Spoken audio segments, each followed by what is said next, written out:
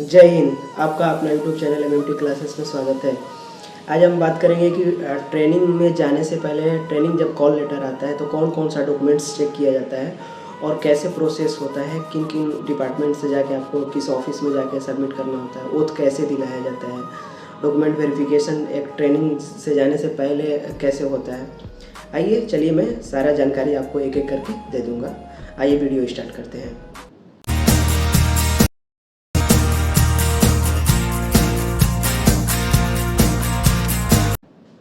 देखिए, पहले हम लोग का घर पे ज्वाइनिंग लेटर आया था लिफाफे में, आपको ये डिस्प्ले पे दिख रहा होगा। तो ज्वाइनिंग लेटर आया था, ज्वाइनिंग लेटर आके हम लोग सबमिट कर दिए थे यहाँ डिवीज़न ऑफिस में। सो डिवीज़न ऑफिस में एक जोन होता है, एक डिवीज़न होता है। तो पहले डॉक्यूमेंट वेरिफिकेशन हम लोग का जोन में हुआ था, जोन के बाद फिर डिवीज़न में हुआ डॉक्यूमेंट वेरिफिकेशन। जब डॉक्यूमेंट वेरिफिकेशन हम लोग करा दिए थे, अपना ज्वाइनिंग लेटर सबमिट कर दिए थे। सबमिट करने के बाद हम लोग को बोला गया कि अभी ट्रेनिंग सेंटर खाली नहीं है, आप घर चले जाइए, अब ट्रेनिंग शेड्यूल आपकी जारी होगा तब आप फिर रिटर्न आइएगा।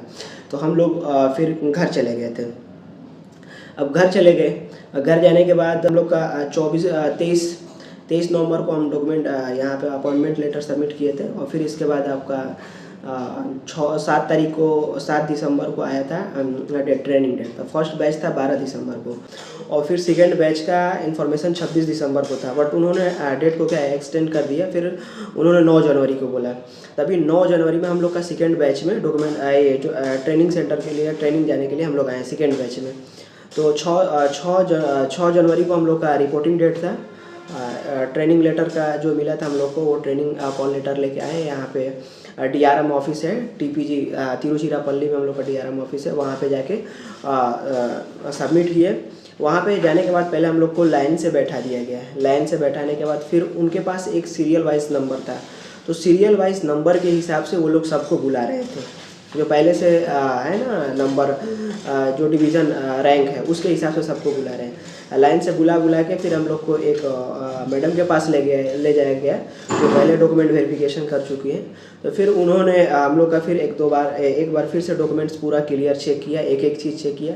फिर जिसका ड्यू डॉक्यूमेंट्स था उसको भी उन्होंने चेक किया। ड्यू डॉक्यूमेंट्स में उसका क्या क्या ड्यू है वो सब चेक करने के बाद, सब कुछ वेरीफाई करने के बाद वो टोटल A to Z सब कुछ कर दिया।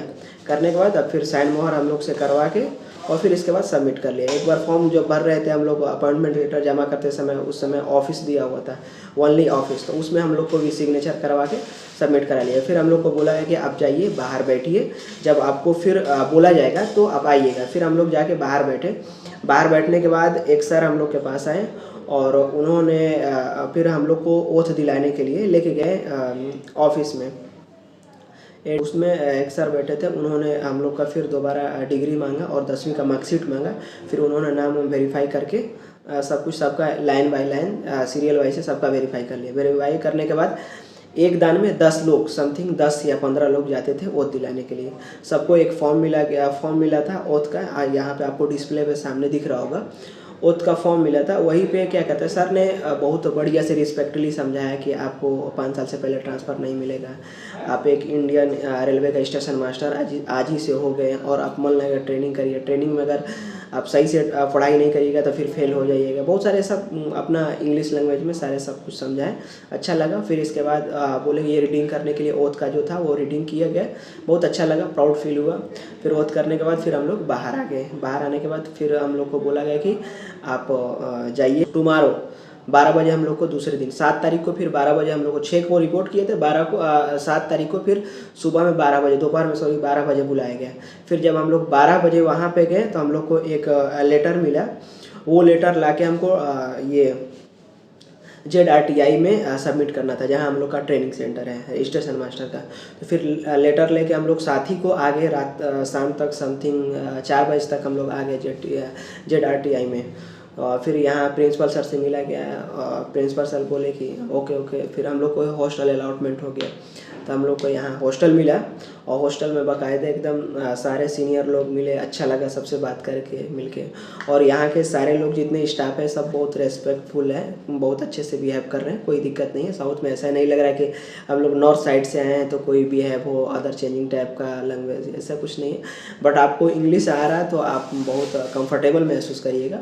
और इंग्लिश के बाद आपको जो सर ने शपथ दिलाया था, ओथ दिलाया था, उसने कहा भी कि आपको तमिल आना चाहिए।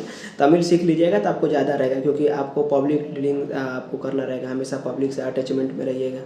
तो ये सब हम लोग से बातें हुई। आज हम हॉस्टल मिल चुका है और हॉस्टल में आज हम लोग समथिंग 7 तारीख है, 7 तारीख को एंट्री कर गए हैं।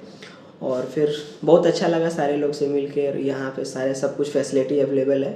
नेक्स्ट वीडियो में आपको दिखाएंगे कि हमारा हॉस्टल कैसा मिला है, क्या इधर फैसिलिटी है, गार्डन है, खेलने के क्या है, सब कुछ मैं आपको एक एक करके मैं बताऊँगा। आज के लिए इतना ही, चलते हैं।